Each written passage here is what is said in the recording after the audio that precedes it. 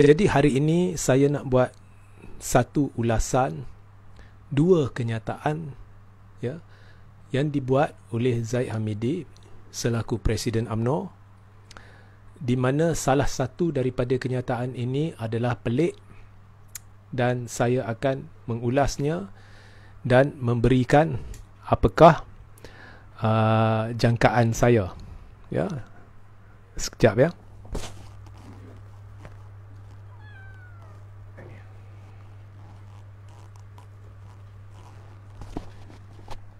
Sit there. Baik. Jadi kenyataan pertama adalah kenyataan berhubung dengan apa yang didakwa oleh Zahid, duri dalam daging ya, atau gunting dalam lipatan di dalam UMNO dan BN. Jadi saya akan bacakan kenyataan itu dan saya akan ulas. Kenyataan kedua Zahid adalah berhubung dengan janjinya ya, sebagai pengerusi BN, bahawa BN berjanji tidak akan membalas dendam kepada mana-mana pihak sekiranya menang pilihan raya umum. Jadi itu bahagian kedua, saya akan ulas. Dan di dalam ulasan saya akan ulang satu perkara yang telah saya sebutkan dalam 3 live selama ni, iaitu perkara bersangkut dengan perlukah Ismail Sabri bubar parlimen dari sudut perlembagaan UMNO, dari sudut perlembagaan persekutuan. Ya, jadi walaupun saya telah menyentuh perkara ni, tetapi memandangkan ia relevan kepada perbincangan hari ini, jadi menjadi janggal jika saya tidak menyebutnya. Jadi saya akan menyebutnya semula, tetapi di sebelah akhir rancangan ini. Jadi pastikan anda kekal sampai ke akhir, saya akan cuba ringkaskan. Jadi kenyataan pertama Zahid hari ini ya, atau semalam lah, masih belum pukul 12, jadi hari ini lah. Okey, saya memetik apa yang telah disebut oleh Zahid berdasarkan laporan Sinar Harian, di mana Zahid berkata, kita tahu kalau ada musuh di luar parti, itu kita kenal pasti dengan mudah. Kalau ada duri dalam daging, gunting dalam lipatan, kita kenal. Sekilas ikan di air, kita kenal jantan dan betinanya. Tidak lama, saya ulangi, tidak lama. Sesuatu mesti dilakukan untuk membersihkan. Kita harus melakukan pembersihan dari dalam. Ni Zahid yang bercakap ya. Kita tidak mahu ada musang dalam reban ayam. Musang perlu dikeluarkan. Kita tidak mahu ada bangkai tikus dalam telaga kita. Telaga yang ada bangkai tikus, airnya tidak boleh diminum. Okey, dengar baik-baik ya. Ini komen saya terus kepada Zahid. Ya. Selepas saya komen, saya akan jelaskan mengapa saya mendapati atau berpendapat saya ada hak untuk komen. Walaupun ini adalah Presiden UMNO, bukan parti saya. Ini adalah pengerusi BN, bukan parti saya. Malah saya tidak berparti. Saya tidak ahli mana-mana parti ya. So dengar baik-baik. Pertama sekali saya nak petik kenyataan Zahid. Kita tidak mahu ada musang dalam reban ayam. Musang perlu dikeluarkan. Jadi Zahid, dari kacamata saya, memang ada musang dalam reban ayam. Dan musang tu hang lah, bukan orang lain, yang menimbulkan kekacauan, yang mencelarukan keadaan politik negara, yang sedang menekan Perdana Menteri untuk membuat sesuatu yang anda tidak ada hak berperlembagaan untuk melakukan, iaitu membubarkan awal parlimen, dan dengan menghina mahkamah, dengan menghujahkan fakta-fakta palsu yang bersifat atau mungkin boleh menghasut rakyat untuk mempercayai bahawa sistem kehakiman telah berlaku tidak adil, hang lah. Jadi saya ulang, kalau anda beri perumpamaan ada musang dalam reban ayam, maka saya kira anda sedang memberi perumpamaan bahawa UMNO atau BN ni reban ayam dan ada musang di dalamnya. Musang tu dari kacamata saya hang lah ya. Jadi sebenarnya sekarang ni Zahid kluster mahkamah sudah terdesak. Saudara-saudari, saya dah ulang dan saya terus akan ulang. Tidak ada sebarang sebab munasabah logik yang diberikan oleh Zahid atau UMNO mengapa perlu bubar parlimen. Tidak ada. Ya. Kalau dulu dikatakan politik tidak stabil, kerajaan tidak stabil. Tapi kalau kita lihat rentetan sejarah, segala ketidakstabilan melibatkan sekongkol kluster mahkamah. Kalau dulu kluster mahkamah bersama Muhyiddin Azmin nak tumbangkan kerajaan, pimpinan Pakatan Harapan, kononnya sebab DAP. Tapi lepas dah tumbangkan, dia bersekongkol dengan DAP. Dia berbincang dengan DAP. Dia berbincang dengan Anwar. Dia keluar surat sokongan terhadap Anwar sampai ke istana.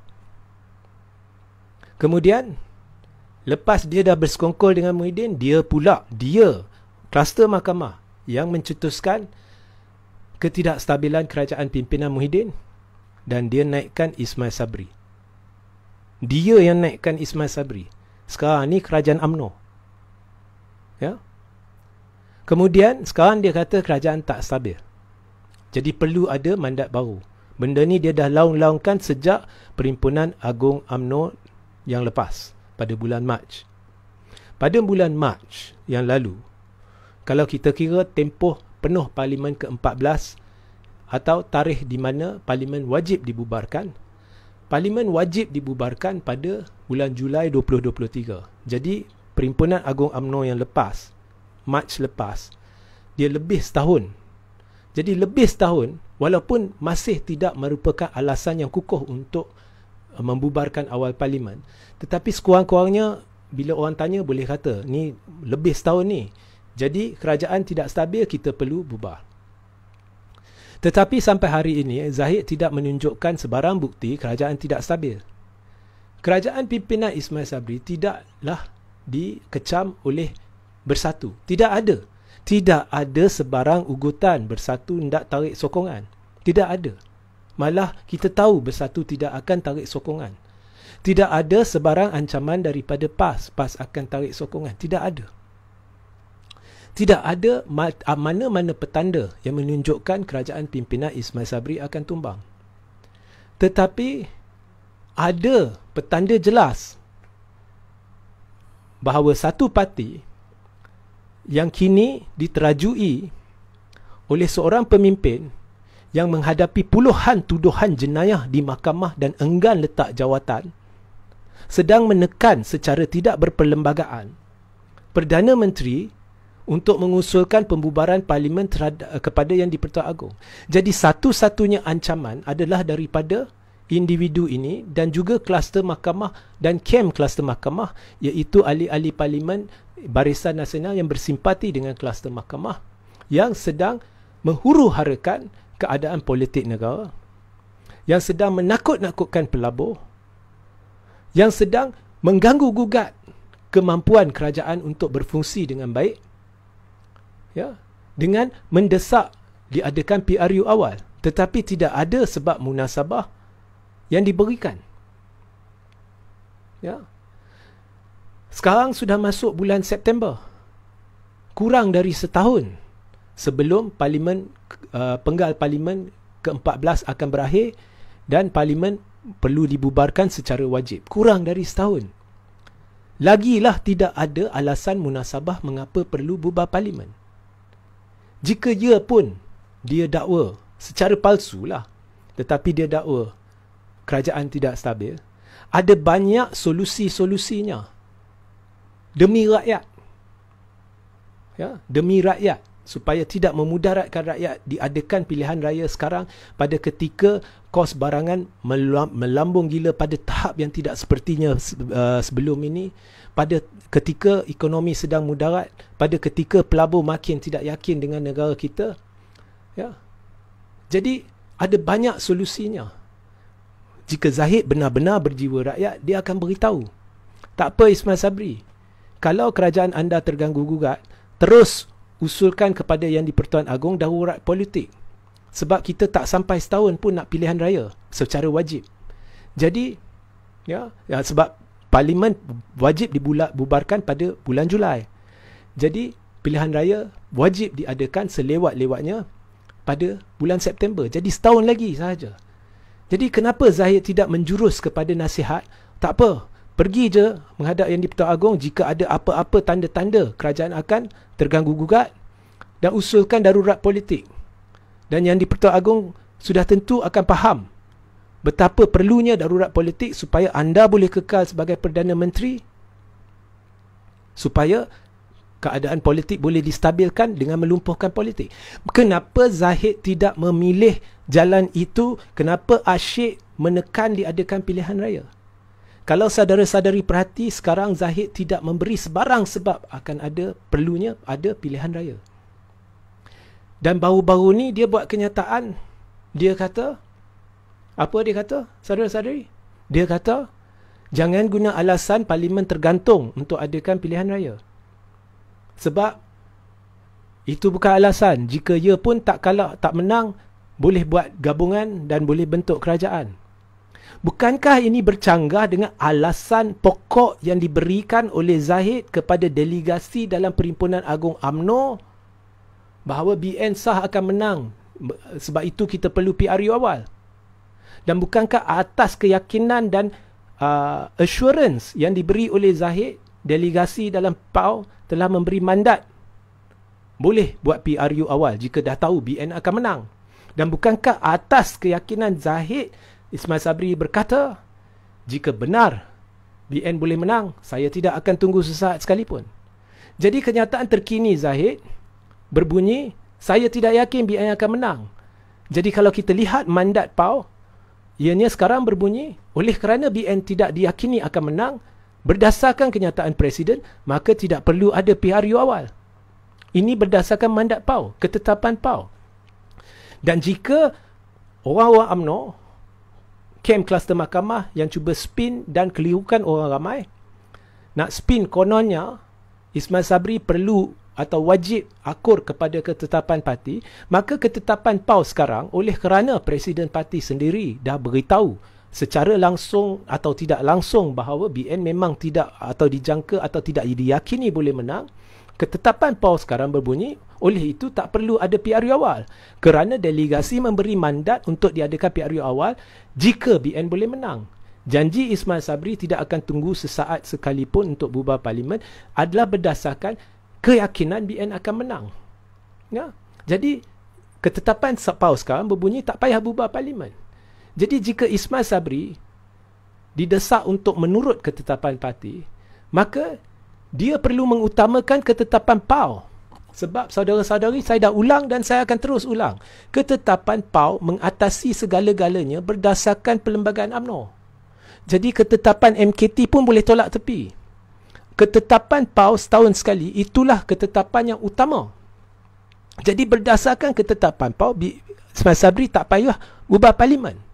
Jadi benda ni perlu difahami oleh Zahid, tetapi sengaja tidak ingin difahami, dan dia mengorek tabung UMNO, iaitu duit pemegang saham UMNO, iaitu ahli-ahli UMNO, bukannya untuk kepentingan agama, bangsa dan negara, tetapi kepentingan peribadinya untuk melakukan sesuatu yang tidak berperlembagaan, iaitu menekan Perdana Menteri untuk mengusulkan pembubaran Parlimen awal dengan mengadakan convention demi convention demi convention demi convention demi kenyataan semuanya yang membuang masa, yang sebenarnya mengucar-kacirkan, memporak-perandakan, memperkotak-katikkan politik negara.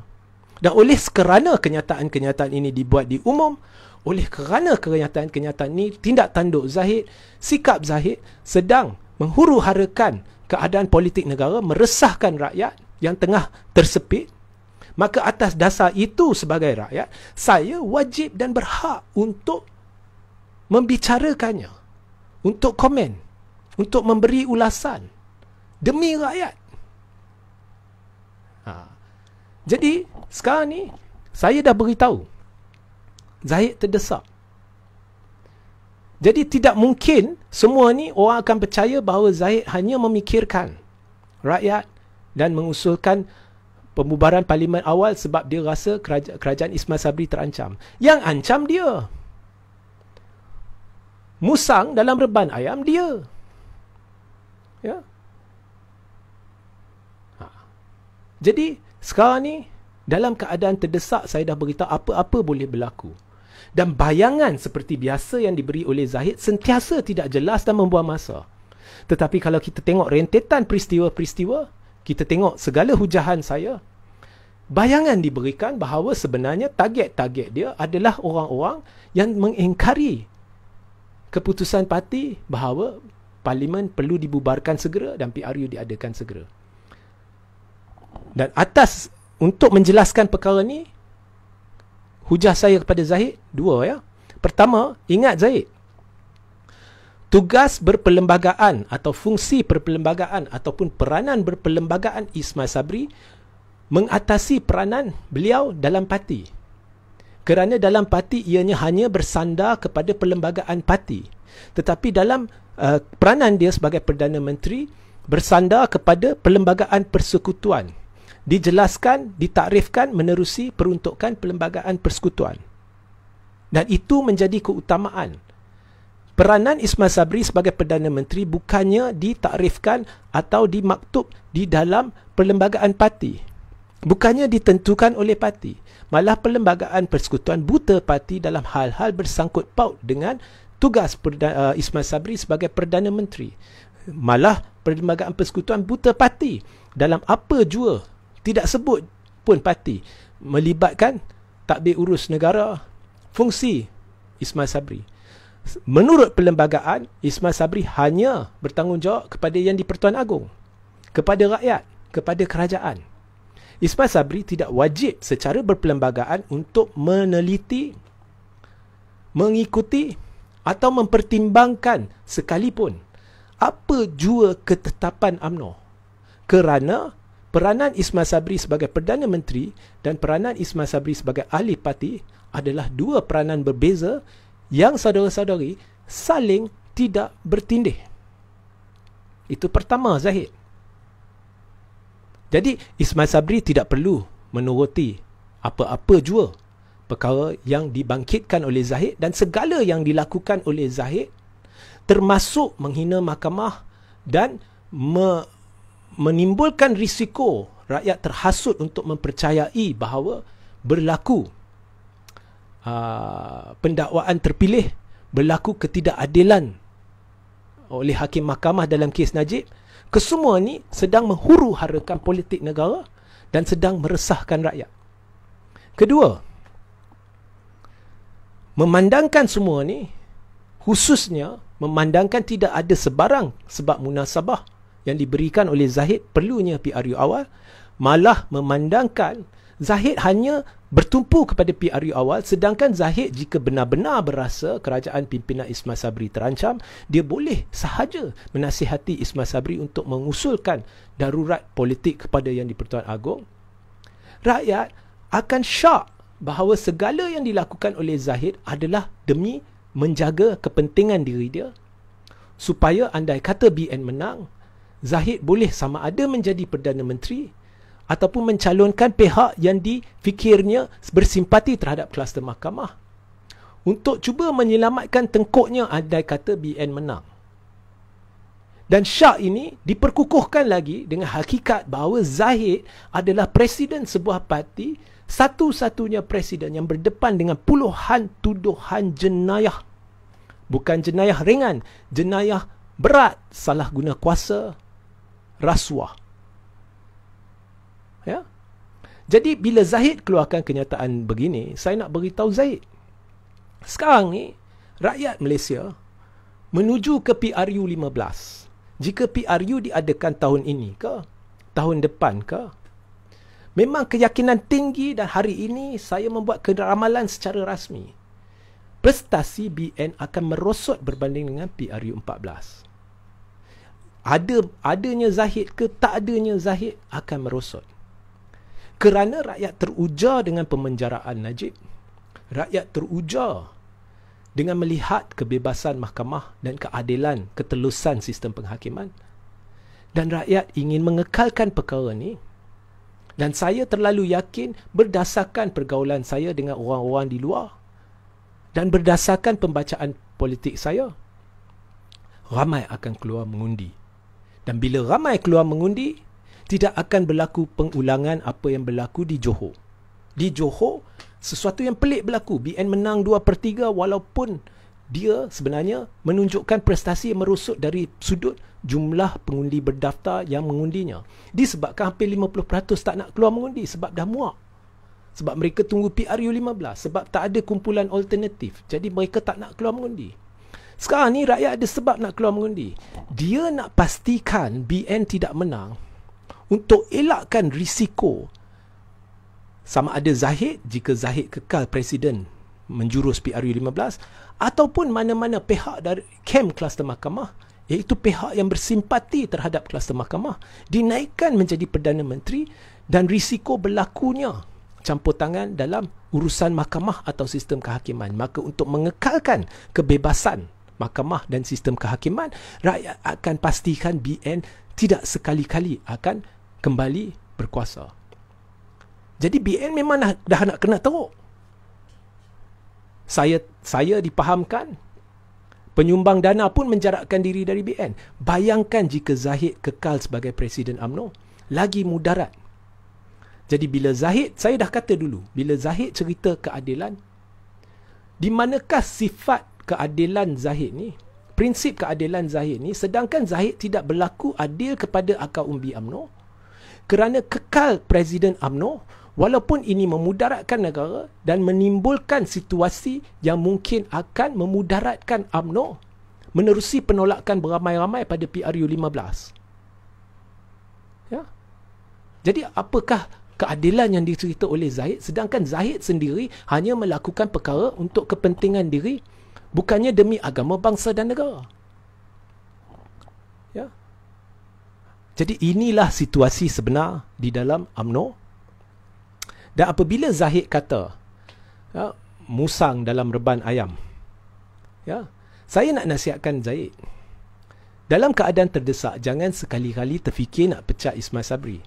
Sebab jika anda pecat Ismail Sabri, tak payah tunggu PRU15, UMNO akan hancur berkecai. Ya. Sekarang ni pun ada risiko akan berlaku boikot jentera pilihan raya di banyak kawasan DUN dan Parlimen jika Parlimen dibubarkan. Jika anda memecat Ismail Sabri, saya percaya ada ramai pemimpin bahagian dan cawangan yang sebelum ni boikot taklimat hang. Yang sebelum ni boikot apabila anda meminta semua pemimpin bahagian untuk hadir.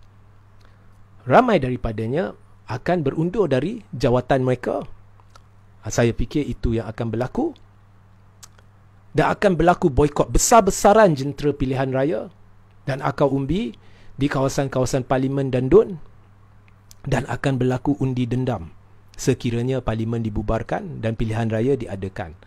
Di mana penyokong tegar sekalipun yang berbaki akan fras dan akan sama ada menyokong pihak lawan atau tidak keluar mengundi. UMNO akan berkecai jika anda pecat sesiapa. Ya. Sebab sekarang pun majoriti sudah lihat, sudah membuka mata dan sedar segala yang dilakukan oleh kluster mahkamah adalah bukannya demi agama, bangsa dan negara, tetapi demi menyelamatkan tengkuk mereka sendiri. Rakyat dah lihat, ramai dah buka mata dan perkara ni memang dapat dilihat jelas menerusi media sosial. Ya, penyokong atas pagar dan sebilangan penyokong Tegar Najib dah lihat buka mata masa perbicaraan ataupun masa rayuan terakhir di SRC di Mahkamah Persekutuan. Cara Najib dan pasukan dia memperkotak-katikkan, memporak-perandakan proses mahkamah. Orang dah lihat dengan sendiri bagaimana pasukan Najib tidak mengambil peluang yang diberikan untuk membela diri, tetapi sebaliknya cuba nasib untuk melengahkan perbicaraan. Dan sudah timbul syak, ini semua dilakukan sebab Najib hendak membuat pilihan raya dulu. Ya. Jadi orang bukan bodoh. Netizen nampak pada masa perbicaraan, rayuan terakhir.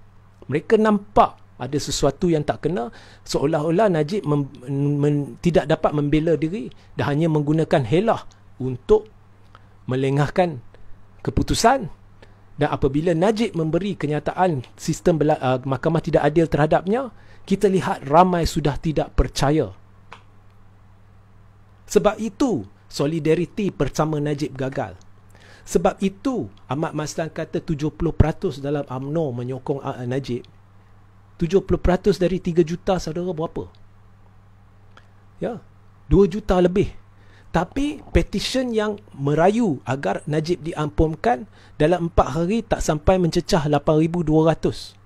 Petition yang merayu agar Najib tidak diampunkan tak sampai 24 jam mencecah 100,000. Mana perginya 70% daripada 3 juta tu Ahmad Maslan? Kita boleh lihat ramai sudah buka mata. Jadi keyakinan amat tinggi sekarang. Rakyat merata percaya pilihan raya sebenarnya adalah hanya untuk kepentingan beberapa individu yang sedang menghadapi kes jenayah dari kluster Mahkamah UMNO. Jadi Zahid hendak bodohkan siapa? Jadi mesej saya kepada Zahid, jika anda hendak keluarkan musang dari reban ayam, atau mau buang bangkai tikus dari telaga, silakan. Buanglah diri sendiri. Kalau buang orang lain, UMNO akan hancur berkecai. Akhir sekali saya nak ulas kenyataan Zahid yang berbunyi, BN tidak akan balas dendam kepada mana-mana pihak sekiranya mereka menang pilihan raya. Ini satu pembohongan. Siapa nak percaya orang yang sedang terdesak, sedang menipu, kononnya perlu diadakan PRU awal, sedangkan rakyat dapat lihat tidak perlu PRU awal, mereka hanya hendak PRU awal untuk menyelamatkan Tengku. Siapa nak percaya orang yang berdepan dengan puluhan tuduhan jenayah yang menipu, kononnya no Anwar no DAP, tetapi didapati telah menipu ahli-ahli parlimen BN sendiri dengan memberitahu istana bahawa BN menyokong Anwar dan menandatangani surat sokongan terhadap Anwar, sedangkan majoriti dalam BN tak sokong Anwar. Siapa nak percaya penipu sebegini? Siapa nak percaya pemimpin ini yang dahulunya mengambil alih daripada Tan Sri Muhyiddin Yassin setelah dipecat, kemudian membantu untuk cuba menyelamatkan Najib daripada tuduhan kononnya Najib terlibat dalam skandal 1MDB dengan menipu kononnya. Dia berjumpa dengan wakil keluarga dari Asia Barat yang mengesahkan memasukkan derma 2.6 bilion dalam akaun Najib. Hari ini terbukti palsu. Dan anda lihat YouTube saya semalam, saya dah hujahkan mengapa terbukti kenyataan Zahid itu palsu. Siapa nak percaya penipu ini yang adalah daripada satu pentadbiran yang berdendam terhadap sesiapa yang mengkritik Najib, termasuk orang-orang media, orang-orang dari SPRM yang diaibkan, peguam negara diaibkan, bekas timbalan Perdana Menteri diaibkan, pihak-pihak yang menyiasat Najib diaibkan. Siapa nak percaya kepada orang ni bahawa anda tidak berdendam? Saya secara peribadi yakin anda akan berdendam. Ya, so itu mesej saya, ulasan saya terhadap kenyataan Zahid. Dan nasihat saya kepada Zahid, janganlah buat kenyataan lawak kononnya BN tidak akan balas dendam. Anda sudah menabur banyak janji, tetapi andalah yang telah memungkiri banyak janji. Itulah sahaja pencerahan saya. Sehingga kita berjumpa di lain masa. Assalamualaikum, salam sejahtera, salam GBN, salam Malaysia dan salam kuasa ketiga.